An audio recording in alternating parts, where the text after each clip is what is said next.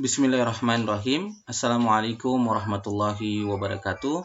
Alhamdulillah, puji syukur kita panjatkan kehadirat Allah Subhanahu wa taala. Salam dan salam kita aturkan pada Nabi kita Muhammad sallallahu alaihi wasallam. Anak-anak sekalian yang berbahagia, kembali Kakak ingin melanjutkan materi pembelajaran kita dengan submateri berbagai bentuk pecahan.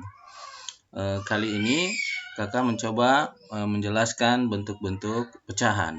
Ya, mari kita simak video pembelajaran berikut ya.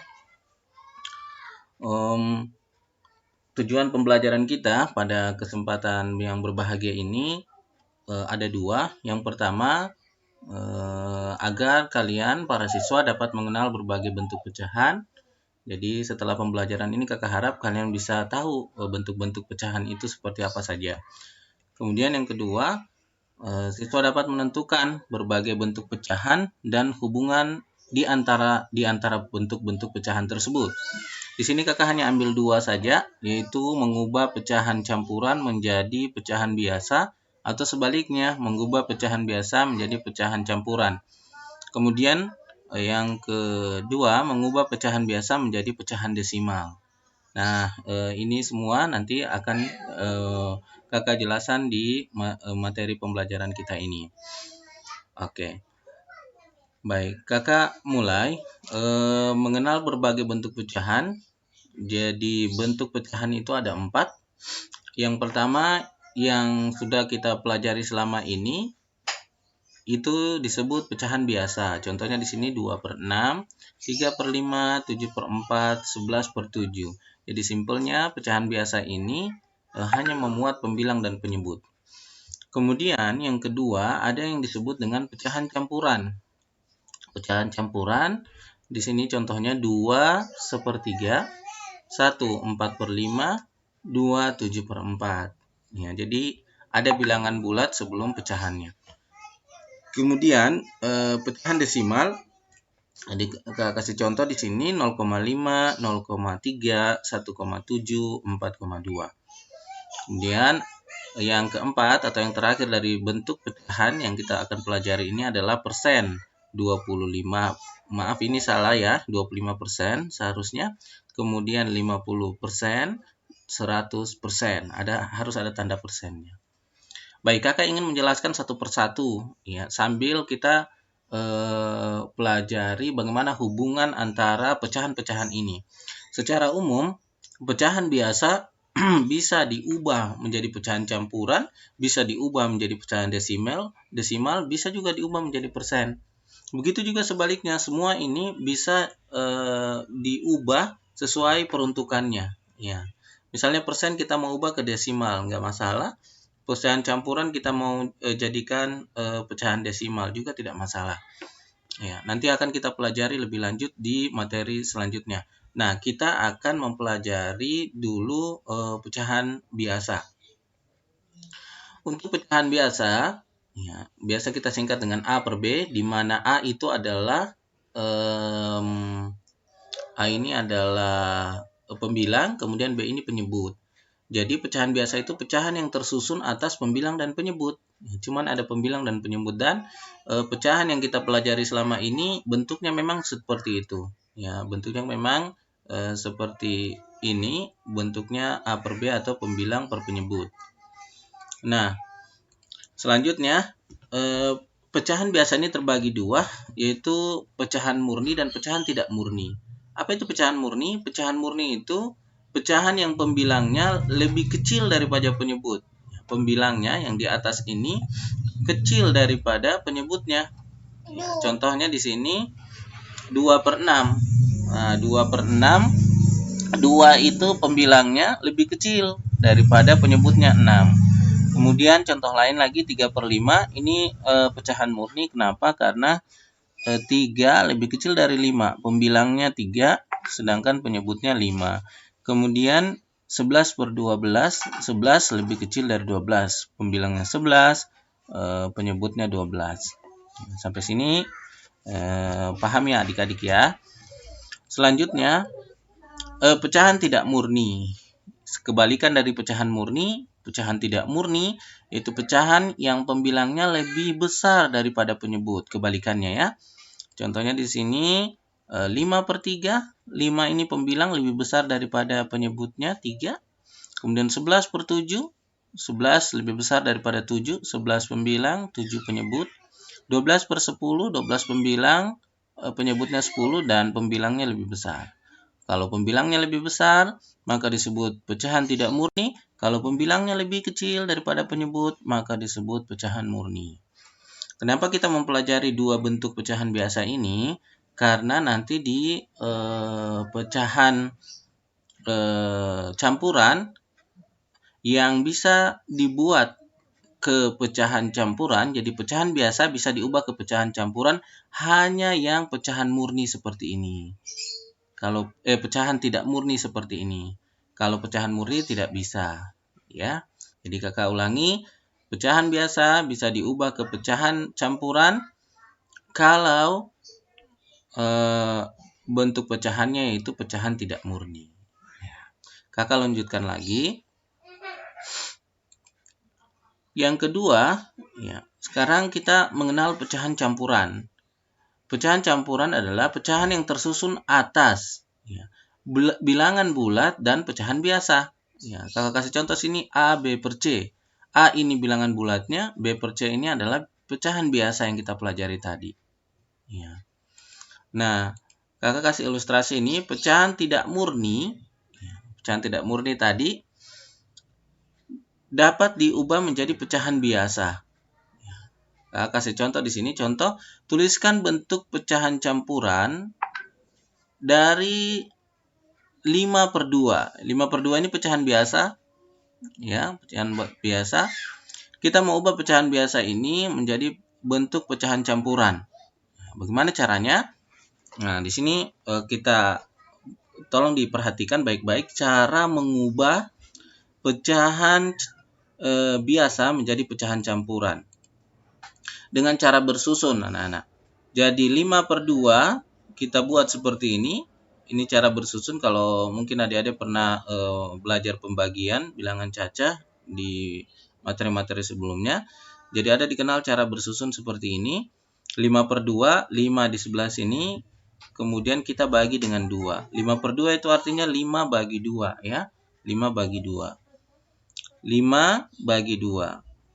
Nah, sekarang kita cari angka yang mendekati 5 kalau dikali 2. Berapa dikali 2 mendekati 5? Coba kita mulai dari 1. 1 kali 2, 2. Masih jauh ya dari 5. 2 kali 2, 4. Nah, ini udah mendekati 5 nih. Kalau 3 kali 2, 6. Udah lebih dari 5. Maka kita pakai yang 2. Ya, yang mendekatinya ya, bukan melewatinya. Kita ambil 2. 2 kali 2, 4. Oke. Kemudian kita kurangi 5 kurang 4, 1. Karena 1 ini lebih kecil dari 2, stop sampai di sini aja. Stop sampai di sini saja. Nah, jadi 5/2 kita sudah peroleh dengan cara bersusun, jadinya seperti ini. Hasilnya 2, kemudian sisanya 1, kemudian penyebutnya 2. Ya, penyebutnya 2. Ya. Nanti adik-adik sekalian, pecahan campuran itu terdiri dari 3 bilangan ini. Ya. Di sini kan ada A, B per C. Yang dimaksud dengan A itu adalah 2 yang ini, hasilnya. Yang dimaksud dengan B itu adalah sisanya, 1. Kemudian yang dimaksud dengan C ini adalah penyebutnya. Ya. Maka 5/2 sama artinya dengan 5 dibagi 2 sama dengan 2 bersisa 1. Jadi 5/2 itu sama dengan 2, sisanya 1/2. 5/2 sama dengan 2/2. Ya. Nanti lebih banyak berlatih ya. Ini soal ini, contoh-contoh soal yang kakak nanti sampaikan di video pembelajaran ini, semua kakak ambil di buku paket kita, yaitu buku paket ISPS Erlangga kelas 4. Baik, kita lanjutkan lagi. Ya, semoga bisa paham ya adik-adik dengan penjelasan kakak yang tadi. Jadi bentuk pecahan campuran dari 5/2 ya adalah 21/2 ya. Di mana 2 ini bilangan bulatnya, ini 1 ini adalah sisa pembagian yang tadi, kemudian 2 ini adalah penyebutnya ya, penyebut yang ini. Kalau di sini 3 ya di sini juga pasti 3, kalau di sini 4 ya di sini juga pasti 4 penyebutnya. Kalau penyebut dia tidak berubah-ubah ya. Kita lanjutkan. Selanjutnya, ya, lanjutan lagi ini, bagaimana mengubah pecahan campuran menjadi pecahan biasa, kebalikannya. Kalau tadi pecahan biasa kita ubah ke pecahan campuran, sekarang kebalikannya. Pecahan campuran menjadi pecahan biasa. Ya. Saya kasih contoh di sini, tuliskan bentuk pecahan biasa dari pecahan campuran 1/4/5. Ya. Kalau kita lihat tadi ya, 1/4/5, 1 ini adalah hasil bagi, 4 ini adalah sisanya, 5 ini adalah penyebutnya. Ya kan? Nah, kita mau ubah nih ke bentuk pecahan biasa supaya satunya ini nggak ada lagi. Supaya satunya tidak ada lagi. Diapain tuh? Nah, ini caranya. Perhatikan baik-baik. 1/4/5 sama dengan, perhatikan baik-baik, 5 dikali 1. Ya. Penyebutnya dikali dengan bilangan bulat 1 ini. Kalau di sini 2 ya berarti dikali 2. Kalau di sini 3 ya dikali 3 ya. Tergantung berapa angka di sini. 5 dikali 1 ini 5 kali 1 ditambahkan 4. Ditambahkan 4 ditambah sisanya yang tadi. 5 kali 1 tambah 4. 5 kali 1 tambah 4. Gitu doang ya. Jadi dari bawah ke tengah ke atas. 5 kali 1 kali 4. 5 kali 1 kali 4. Per 5. Kenapa 5? Karena di sini penyebutnya 5. Kalau penyebutnya 10 ya per 10. Kalau penyebutnya 20 ya per 20. Kalau penyebutnya 3 ya 3. Ya. Kemudian, sampai sini udah jelas ya nak. 5 kali 1 tambah 4. 5 kali 1 5. Tambah 4 9. Berarti 9 per 5. Oke. Nah sudah berubah. 1/4/5 berubah menjadi 9 per 5. Inilah hasilnya 9 per 5. Oke. Kakak rasa kalian sudah paham ya. Ini mudah insya Allah. Nanti kalian tinggal banyak latihan-latihan soal aja. Ingat tadi penyebutnya dikalikan dengan bilangan bulat yang di tengah ini. Kemudian ditambahin dengan pembilangnya. 5 kali 1 ditambah 4. Jangan dikali 4 lagi. Ditambah aja ya. 5 kali 1 ditambah 4. Oke. Selanjutnya. Yang ketiga. Jadi sudah 2 kita pelajari tadi. Pecahan biasa dan pecahan campuran. Sekarang pecahan desimal. Nah, apa itu pecahan desimal? Pecahan desimal adalah pecahan per sepuluhan, per seratusan dan seterusnya, per seribuan, ya kan, per 10.000-an, per 100.000-an, ya tergantung. Yang ditulis menggunakan tanda koma, misalnya 0,3, 0,225, 0,125. Nah, sebelum lanjut, kakak ingin menjelaskan cara membaca pecahan desimal nih supaya tidak terjadi kesalahan. Banyak kakak lihat anak-anak yang masih salah penyebutan pecahan desimal. Bahkan sudah SMA pun masih salah pengucapannya. Contohnya 0,3 dibaca 0,3. Ini enggak ada masalah ya. Ini enggak ada masalah. Kemudian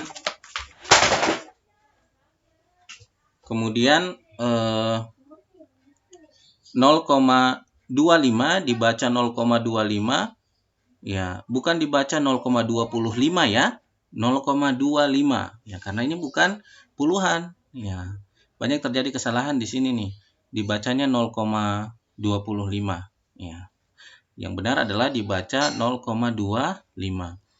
Kemudian 0,137 ya, dibaca 0,137. Jangan dibaca 0,137. Nah, ini enggak benar.